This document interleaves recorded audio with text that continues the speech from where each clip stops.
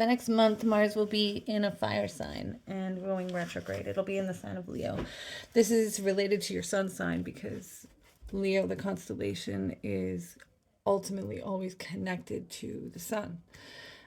When you look to the house Leo in your chart, you can understand that there's an interconnection between that placement and wherever the sun is in your chart. So if you're Capricorn, those houses are connected in your chart always.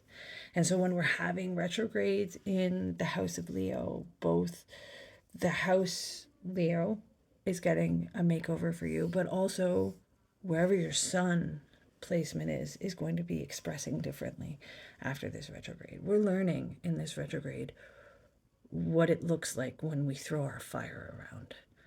We're understanding where our creativity sparks from. And we're learning that maybe some of those directions and some of that enforcement is going in the wrong direction. That's a thing. That's a real thing that could be happening for a lot of people. There's one more thing in your chart that's going to be affected. Mars in your natal chart. Wherever house Mars is, the house of Mars, like if Mars is sitting in the first house or the second house or the third house, these are all going to create different elements for you. But that facet is also a factor. A way to read this might be if you are a Sagittarius rising with ninth house Leo, and your Mars is in Leo.